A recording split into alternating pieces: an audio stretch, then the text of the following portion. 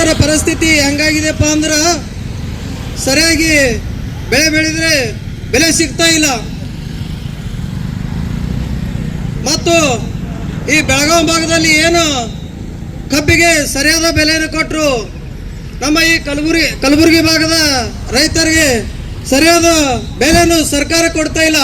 ಒಂದು ಕಣ್ಣಿಗೆ ಬೆಣ್ಣೆ ಒಂದು ಕಣ್ಣಿಗೆ ಸುಣ್ಣ ಅನ್ನೋ ರೀತಿ ಸರ್ಕಾರ ಮತ್ತು ಅಧಿಕಾರಿಗಳು ಮಾಡ್ತಾ ಇದ್ದಾರೆ. ರೈತ ದೇಶದ ಬೆನ್ನೆಲುಬು ಅಂತ ಹೇಳಿ ರೈತರ ಬೆನ್ನು ಮುರಿಯುವ ಕೆಲಸ ಅಧಿಕಾರಿಗಳು ಮತ್ತು ರಾಜಕಾರಣಿಗಳು ಮಾಡ್ತಾ ಇದ್ದಾರೆ. ಅದೇ ರೈತ ಬೆಳೆ ಬೆಳೆಯದೆ ಮನೆಯಲ್ಲಿ ಕುಳಿತರೆ ಮುಂದೊಂದು ದಿನ ಇದೇ ಅಧಿಕಾರಿಗಳು ಮತ್ತು ರಾಜಕಾರಣಿಗಳು ಮಣ್ಣು ತಿನ್ನುವ ಸಂದರ್ಭ ಬಂದಿತ್ತು. ಎಚ್ಚರ. ಇವತ್ತಿನ ದಿನ ಬರೀ ರೈತ ದೇಶದ ಬೆನ್ನೆಲುಬು ಅಂತ ಹೇಳಿ ಬರೀ ಹಾಳೆಯಲ್ಲಿ ಸ್ಟೇಟಸ್ಗಳಲ್ಲಿ ಸ್ಟೋರಿಗಳಲ್ಲಿ ಬರೇ ಬಿಲ್ಡಪ್ ಕೊಡೋದು ಮಾಡ್ತಾ ಇದ್ದಾರೆ ಎಲ್ಲರೂ, ರಾಜಕಾರಣಿಗಳಾಗಿರ್ಬೋದು ಅಧಿಕಾರಿಗಳಾಗಿರ್ಬೋದು. ಯಾಕಂದ್ರೆ ಕಣ್ಣು ಮುಚ್ಚಿ ಕೂತಾರಂತ ನಮ್ಮ ಭಾವನೆ. ಇನ್ನೊಂದು ವಿಷಯ, ಯಾವುದೇ ಸರ್ ಹೇಳಿದ್ರು ನಮ್ಮ ಮಂಜು ಸರ್ ಅವರು ಯಾಕಂದ್ರೆ ಎಲ್ಲ ಏನೋ ಒಂದು ದೊಡ್ಡ ಮಾಲ್ ಆಗಿರ್ಬೋದು, ಒಂದು ದೊಡ್ಡ ದುಕಾನ್ ಆಗಿರ್ಬೋದು, ಅವ್ರದೇ ಅಂತ ರೇಟ್ ಫಿಕ್ಸ್ ಮಾಡ್ತಾರ. ಇದೇನೋ ಒಂದು ದೊಡ್ಡ ಮಾಲಿಗೆ ಹೋದ್ರೆ, ಬಟ್ಟೆ ದುಕಾನಕ್ಕೆ ಹೋದ್ರೆ ಒಂದು ಪ್ಯಾಂಟ್ ಒಂದು ಶರ್ಟ್ ತೊಗೋಬೇಕಂದ್ರೆ 500 ಅಂದ್ರೆ, ಅದೇ ಒಬ್ಬ ರೈತ ಬೀದಿಯಲ್ಲಿ ತರಕಾರಿ ಮಾರ್ಕೊತ್ತು ಕೂತಿದ ಅಂದ್ರೆ ನಾವೇ ಹೋಗಿ ಕೇಳ್ತೀವಿ, ನಾವು ಸಾರ್ವಜನಿಕ ರೈತರ ಮೇಲೆ ಒಂದು ತಪ್ಪು. ನಾವು ಮೊದಲು ಕಂಜೂಸ್ತಾನ ಮಾಡೋದು ಬಿಡ್ಬೇಕು. ಯಾಕಪ್ಪ ಅಂದ್ರೆ ಏನೋ ಒಂದು ಸ್ಪಷ್ಟವಾಗಿ ಕಾಣ್ತಾ ಇದೆ. ಹಾಗಾಗಿ ಇವತ್ತು ರೈತರಿಗೆ ನ್ಯಾಯ ಸಿಗಬೇಕಾಗಿದೆ. ಆದ್ರೆ ಇವತ್ತು ಹತ್ತಿ ಮಿಲ್ಗಳಲ್ಲಿ ನೋಡ್ಬೋದು, ಇವತ್ತು ತೇವಾಂಶದ ಸಮಸ್ಯೆ ಹೇಳ್ತಾ ಇದ್ದಾರೆ.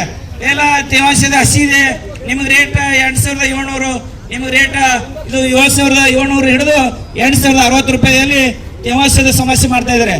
ಅಂದ್ರೆ ಅದ್ರ ಹತ್ತಿ ಮಿಕ್ಸ್ ಮಾಡಿ ಎಲ್ಲ ರೈತರ ಹತ್ತಿ ಒಂದೇ ಜಾಗದಲ್ಲಿ ಗುಡ್ಡೆ ಮಾಡಿ ಅವರು ಮಾರಾಟ ಮಾಡ್ತಾರೆ. ಆದ್ರೆ ರೇಟ್ ರೈತರಿಗೆ ಬೇರೆ ಬೇರೆ ರೇಟ್ ಹಚ್ಚಿ ಈಗಾಗಲೇ ತೊಗರಿ ಕಟಾವು ಮಾಡೋ ಮುಂಚೆನೆ ಖರೀದಿಗೆ ಕೇಂದ್ರ ಪ್ರಾರಂಭ ಮಾಡಬೇಕು ಮತ್ತು 10500 ದರ ನಿಗದಿ ಮಾಡಬೇಕು ಅನ್ನುವಂಥದ್ದು ಇವತ್ತು ನಮ್ಮ ರೈತರ ಬೇಡಿಕೆ ಇದೆ. ಹಾಗಾಗಿ ಇವತ್ತು ನಮ್ಮ ರೈತರ ಈ ಸಮಸ್ಯೆಗಳನ್ನು ಕೂಡಲೇ ಬಗೆಹರಿದಿದ್ರೆ ನಾವು ಇಡೀ ಜವರಿಗೆ ಬಂದ್ ಮಾಡಿ ಮುಂದಿನ ದಿನಮಾನದಲ್ಲಿ ದೊಡ್ಡ ಮಟ್ಟದ ಉಗ್ರವಾದ ಹೋರಾಟ ಮಾಡಲಿಕ್ಕೆ ನಮ್ಮ ಸಂಘಟನೆ ಸಿದ್ಧತೆ ಅನ್ನುವಂಥ ಮಾತು ಈ ಸಂದರ್ಭದಲ್ಲಿ ಹೇಳ್ತಾ ಇದ್ದೀನಿ. ತಾಲೂಕಿನ ತಹಸೀಲ್ದಾರು ಹಾಗೂ ಎಪಿಎಂಸಿ ಕಾರ್ಯದರ್ಶಿಗಳು ಇವತ್ತು ಹತ್ತಿ ರೈತರು ಅತಿವೃಷ್ಟಿಯಿಂದ ಪೂರಾ ಬೆಳೆ ಹಾಳಾಗಿದೆ. ಅಲ್ಪ ಸ್ವಲ್ಪ ಹತ್ತಿ ಬಂದಿದೆ, ಅದರಲ್ಲಿ ಕೂಡ ಸ್ವಲ್ಪ ಏನಾದರೂ ಮಾಡಿ ನಾವು ಹತ್ತಿ ಮಾರಾಟ ಮಾಡಿ ನಾವು ಏನು ಮುಂಗಾರು ಬೆಳೆ ಬೆಳೆದಿದ್ದೀವಿ ಅದು ಏನಾರ ಮಾಡಿ ಸಾಲ ಮುಟ್ಟಿಸ್ಬೇಕು. ಈ ಮುಂಗಾರು ಬೆಳೆಯಲ್ಲಿ ಬೆಳೆದಿರುವಂತ ಸಾಲ ಮುಟ್ಟಿಸ್ಬೇಕಂತ ಹೇಳಿ ರೈತರು ಹತ್ತಿ ಮಿಲ್ಗಳಲ್ಲಿ ತಗೊಂಡು ಹೋದರೆ ಇವು ಸಿಸಿಐದವರು ತೇವಾಂಶದಲ್ಲಿ ಮೋಸ ಮಾಡ್ತಾ ಇದ್ದಾರೆ. ಹಾಗಾಗಿ ರೈತರಿಗೆ ಸರಾಸರಿ 8060 ರೂಪಾಯಿ ಏನಿದೆ 8000ವರೆಗೂ ನಮಗೆ ಸರಾಸರಿ ರೈತರಿಗೆ ನೀಡಬೇಕು ಅನ್ನುವಂಥದ್ದು ನಮ್ಮ ರೈತ ಸಂಘಟನೆಯ ಒಂದು ಉದ್ದೇಶವಾಗಿದೆ. ಹಾಗಾಗಿ ಈ ಭಾಗದ ರೈತರಿಗೆ ಈ ಭಾಗದ ರೈತರಿಗೆ ಏನು ತಿಳುವಳಿಕೆ ಇಲ್ಲ ಅನ್ನೋ ಉದ್ದೇಶ ಇಟ್ಟುಕೊಂಡು ಈ ಭಾಗದ ಶಾಸಕರು ಕೂಡ ರೈತರಿಗೆ ಸ್ಪಂದಿಸ್ತಾ ಇಲ್ಲ. ಹಾಗಾಗಿ ಈ ಶಾಸಕರು ಈ ಸುಮಾರು ಬಾರಿಗಳು ಈ ಜಿಲ್ಲಾ ಅಧಿಕಾರಿಗಳು ಇವತ್ತು ಜಿಲ್ಲಾಧಿಕಾರಿಗಳ ಸಮ್ಮುಖದಲ್ಲಿ ಸಭೆಗಳಾದರೂ ಕೂಡ ಶಾಸಕರು ಯಾವುದೇ ತಾಲೂಕಿನ ಸಮಸ್ಯೆಗಳನ್ನು ಕೂಡ ಹೇಳಿಲ್ಲ. ಅತಿವೃಷ್ಟಿಯಲ್ಲಿ ಕಮ್ಮ ಹಣವನ್ನು ಬಂದಿರುವಂತದ್ದು ಈ ಜವರಿಗೆ ತಾಲೂಕಿಗೆ. ಹಾಗಾಗಿ ಹೆಚ್ಚಿನ ಹಣವನ್ನು ಆಳಂದ ತಾಲೂಕಿಗೆ ಬಿ ಆರ್ ಪಾಟೀಲ್ ಅವರು ತಮ್ಮ ಒತ್ತಡ ಮಾಡಿ ಹ್ಯಾಂಗ್ ದುಡ್ಡು ತಗೊಂಡು ಹೋಗ್ತಾರೆ.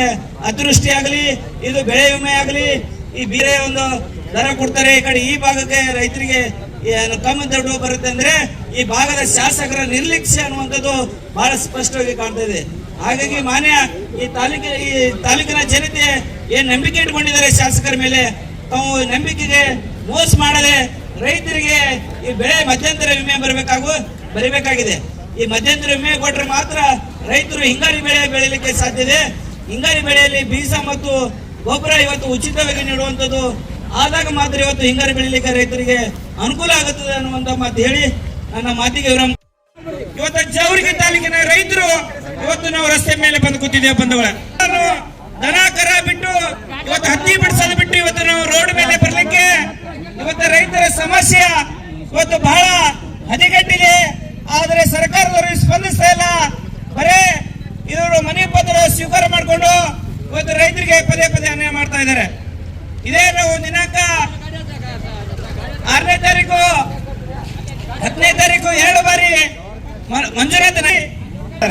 ಹಾಗಾಗಿ ಈ ಇಳುವರಿ ಎಂದು ನೆಪ ಹೇಳಿ ಇವತ್ತು ನಮ್ಗೆ ರೈತರಿಗೆ ದರದಲ್ಲಿ ಮೋಸ ಆಗಿದೆ. ಹಾಗಾಗಿ ಕಬ್ಬಿನ ದರ ಈಗೇನು ಸರ್ಕಾರ ಆದೇಶ ಮಾಡಿದ್ರಿ 3,165 ರೂಪಾಯಿ ಅದೇ ದರ ಕೊಡು ಅಂತ ಹೇಳಿ ಈಗಾಗಲೇ ನಾವು ಸುಮಾರು ಬಾರಿ ಕಲಬುರಗಿ ಬಂದ್ ಮಾಡಿ ಹೋರಾಟ ಮಾಡಿದೀವಿ. ನಮಸ್ಕಾರಗಳು. ನಾವೆಲ್ಲರೂ ಇದುವರೆಗೂ ಶಾಂತಿ ರೀತಿಯಿಂದ ಪ್ರತಿಭಟನೆಯನ್ನು ಮಾಡಿ ರೈತರ ಸಮಸ್ಯೆಗಳನ್ನು ಮಾನ್ಯ ಸರ್ಕಾರಕ್ಕೆ ನಾವು ಮನವಿ ಪತ್ರ ಕೊಡುವುದರ ಮೂಲಕ ಮನವಿಯನ್ನು ಮಾಡ್ತಾ ಇದ್ದೀರಿ. ಈಗ ಪ್ರತಿ ಟನ್ನಿಗೆ 3,165ರಂತೆ ಖಾತೆಗೆ ಜಮಾ ಮಾಡೋಕ್ಕೆ ಕೊಟ್ಟಿದ್ದನ್ನು ನಾವು ಮಾನ್ಯ ಮುಖ್ಯಮಂತ್ರಿ ಅವರಿಗೆ ಕರ್ನಾಟಕ ಸರ್ಕಾರ ಇವರಿಗೆ ನಿಯಮಾನುಸಾರವಾಗಿ ಕಳಿಸ್ತೀವಿ.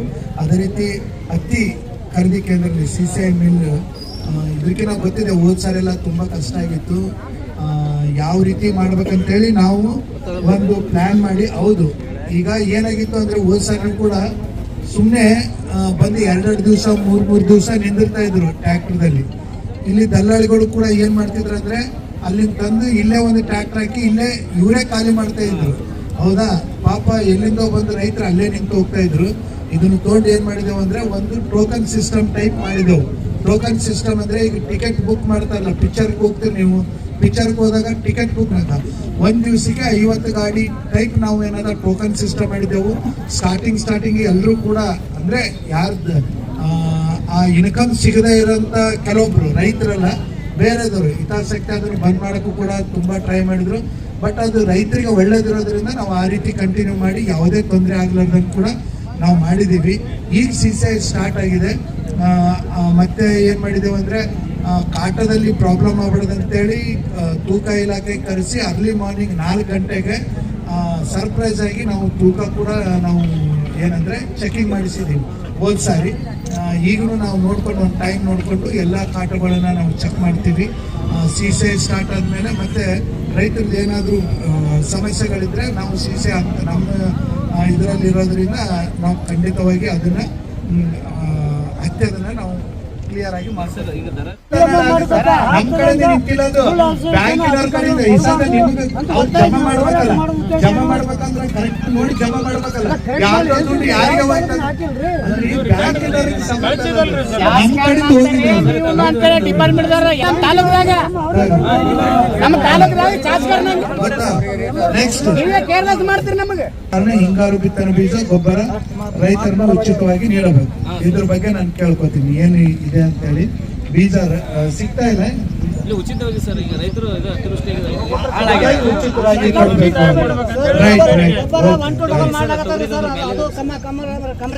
ಅಂದ್ರು ಆಯ್ತಪ್ಪ ಅಂತಂದ್ಮೇಲೆ ಬಿಲ್ ತೋರಿಸ್ಬೇಕಲ್ಲ, ಬಿಲ್ ಕೊಟ್ಟಿಲ್ರಿ ಅಂತ. ಮತ್ತೆ ಬಿಲ್ ಕೊಟ್ಟಿಲ್ಲ ಅಂದ್ಮೇಲೆ ನಾನು ಯಾವ ರೀತಿ ಮೇಲೆ ಆಕ್ಷನ್ ಮಾಡ್ಬೇಕು? ನೀವು ಕಾಟಲ್ಲಿ ಕಟ್ಟು ಬಿಡ್ತಾರಂತಿಲ್ಲ, ಇಲ್ಲೊಂದು ಕಾಟ ತಗೊಂಡು ರಿಸಿಪ್ಟ್ ತಗೊಳ್ರಿ, ಅದೇ ಸೇಮ್ ತಗೊಂಡು ಅಲ್ಲಿ ಹೋಗ್ರಿ. ಅಲ್ಲಿ ಹೋಗಿ ಏನಾದ್ರು ಕಾಟ ಕಡಿಮೆ ಆಗಿ ರಿಸಿಪ್ಟ್ ಕೊಟ್ರಲ್ಲ ಅವಾಗ ಕರೀರಿ, ನಾವು ಬರ್ತೀವಿ, ಅದೇನಾದ ನೇಮ್ ಅನ್ಸರ್ ಮಾಡ್ತೀವಿ. ಅದೇ ರೀತಿ ಬೀಜದ ಕೂಡ ನೀವು ಬಿಲ್ ತಗೊಳ್ಳಲ್ಲ ಫಸ್ಟ್ ಬೇಡ, ನಾನಾದ್ರೂ ಅಷ್ಟೇ ನೀವಾದ್ರೂ ಅಷ್ಟೇ. ಇರ್ಲಿ ಬಿಡಪ್ಪ ಬಿಲ್ ಅಂದ್ರೆ ಅವ್ರು ಏನ್ ಮಾಡ್ತಾರ, ಕೊಡಲ್ಲಪ್ಪ ನಮ್ಮ ಬಲ್ಲಿ ಇಲ್ಲ